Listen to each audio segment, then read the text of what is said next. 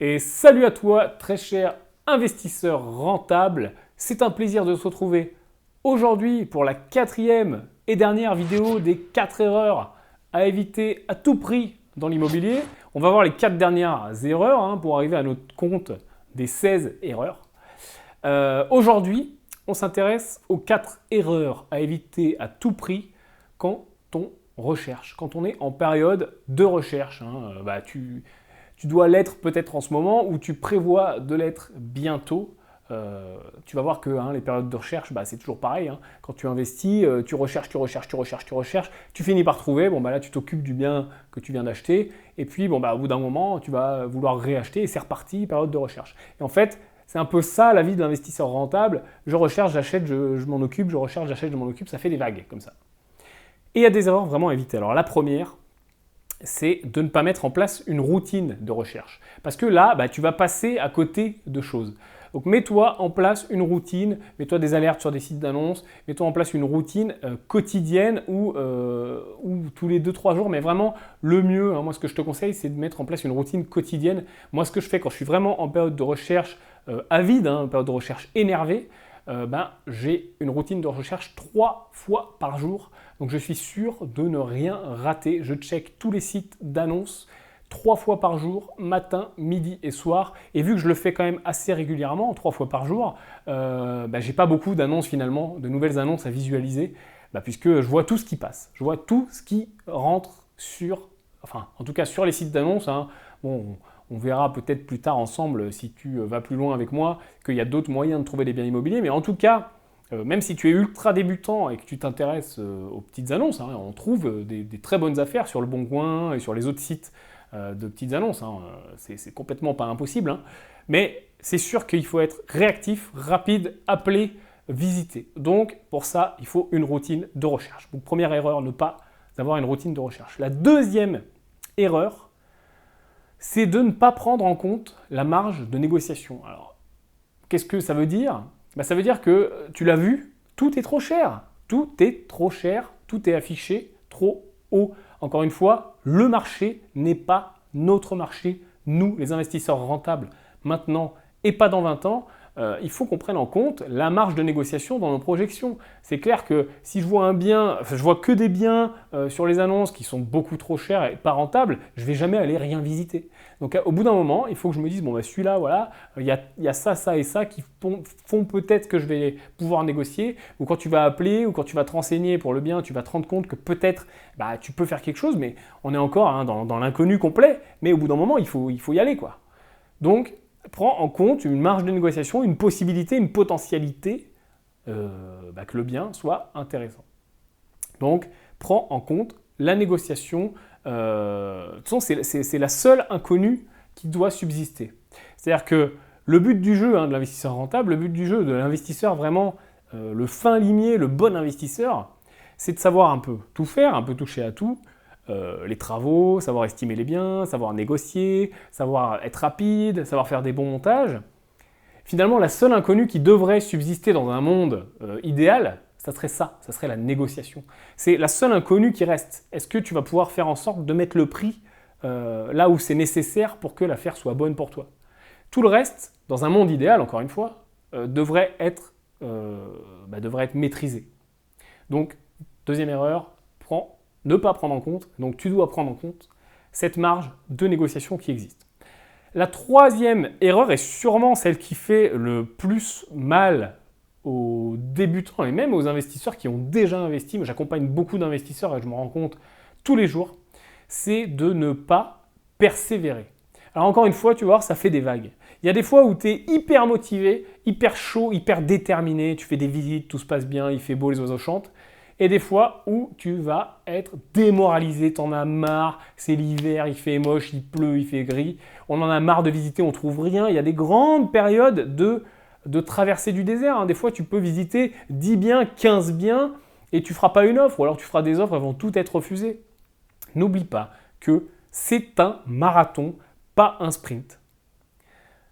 Des biens, des bonnes affaires, il y en a eu avant, il y en aura après. Tu vas en trouver. C'est qu'une histoire de pourcentage, c'est qu'une histoire de nombre. S'il y a une seule bonne affaire sur 100, je dis n'importe quoi, eh bien sûr qu'il va falloir que tu mettes plusieurs fois des coups d'épée dans l'eau, que plusieurs fois tu trouves pas. C'est comme si je voulais faire 3 fois 6 quand je lance un dé, il va falloir que je lance le dé plein de fois pour que, enfin, au bout d'un moment, les probabilités, les probas font que j'arrive à faire 3 fois 6 d'affilée. C'est un petit peu pareil. Alors c'est quand même moins dur, je pense, que de faire 3-6 d'affilée. Mais c'est pareil. Des bonnes affaires, il y en a. Mais pour les trouver, il faut persévérer. C'est un marathon et pas un sprint. N'oublie pas que c'est un actif qui travaille pour toi. Une fois passé cette période d'achat, cette période difficile mais déterminante, la plus importante, ensuite tu vas mettre en place l'investissement et il va travailler pour toi. C'est comme en fait si cette période d'achat, cette période de recherche, tu étais en train de fabriquer un robot. Tu fabriques un robot, tu vois, tu le mets en place, tu le fabriques, tu vois, un robot à image humaine, tu vois, tu fais les jambes, hop, les circuits imprimés, tu soudes, etc. Donc ça te prend du temps. Mais une fois que tu as fini de fabriquer le robot, tu peux l'envoyer travailler à ta place. Tu vois, il va faire ton boulot et tu touches le salaire. Et toi, tu es tranquille. C'est pareil avec l'immobilier. Tu fabriques ton robot, tu fabriques ton actif qui va te rapporter dans le temps. Mais pour le mériter, pour que l'argent tombe, il faut un peu s'embêter malheureusement. Alors il y en a qui ont plus de chance que d'autres, qui trouvent très vite, et il y en a qui trouvent moins vite. Donc, persévère. Et si vraiment tu vois que tu en as marre, si tu vois que tu pètes un plomb, fais une pause, c'est pas grave, encore une fois, des bonnes affaires, il y en avait avant, il y en aura après. Et la 4e erreur, peut-être la plus méconnue que font beaucoup d'investisseurs, c'est de ne pas investir sur soi avant d'investir tout court. Il est très très très très important, et c'est pour ça d'ailleurs que tu es là, d'apprendre, de te former.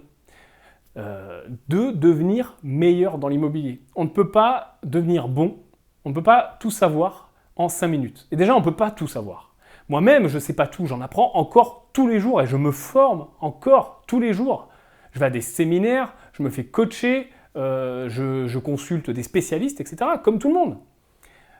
Parce que il y en a énormément à savoir. Alors, tu n'as pas besoin de tout savoir ou même d'en savoir beaucoup pour te lancer.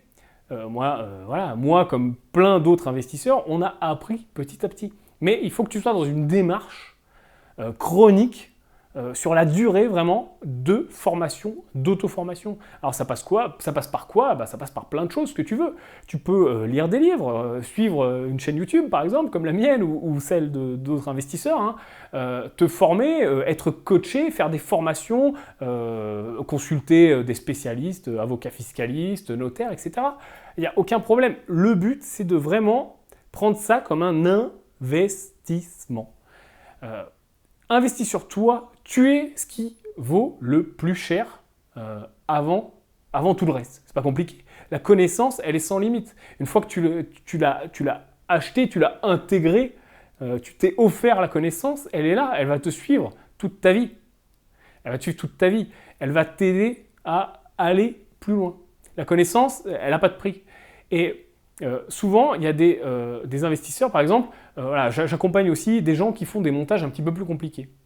Montage holding, qui montent des sociétés immobilières, etc. Il y a des choses, il y a un moment, suivant les profils, où il faut consulter un fiscaliste. Parce qu'il y a trop d'argent en jeu, il faut vraiment que les statuts soient parfaits, il faut faire un bon montage. Et il y a des investisseurs qui sont réticents à donner 1000, 2000 euros à un spécialiste ou à dépenser ne serait-ce que 100 euros sur un livre, une formation, je ne sais pas. Mais ils ne comprennent pas que dépenser 1000 pour gagner 10 000, ce n'est pas une dépense, c'est un investissement.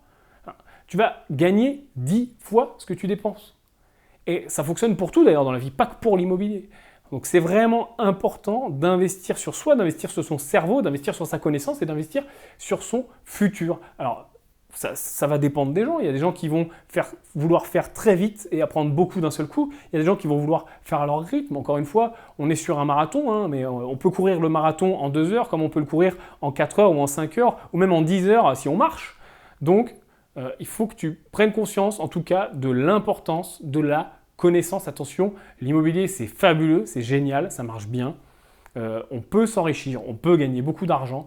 mais je ne te dirai jamais que tu vas gagner de l'argent comme ça. Pour gagner de l'argent, il faut savoir gagner de l'argent, tout simplement. Je peux prendre l'exemple le plus bateau du monde, j'en sais rien.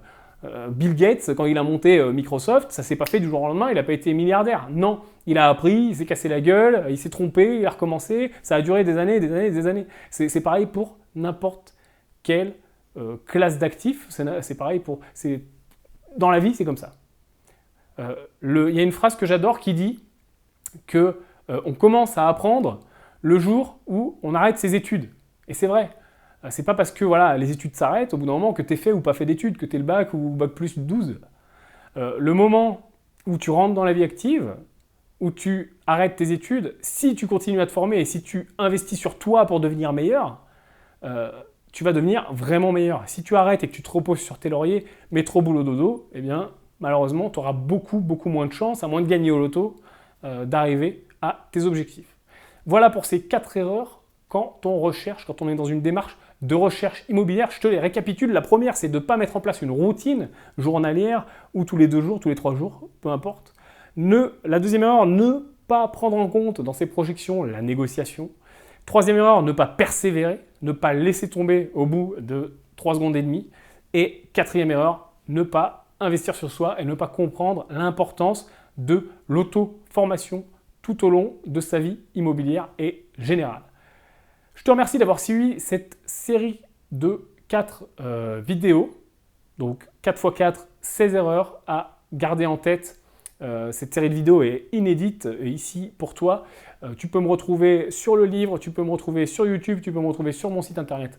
Tu recevras, tu inscris à la mailing list, etc. Tu recevras des conseils réguliers. Je te remercie beaucoup et je te dis à très bientôt et à plus.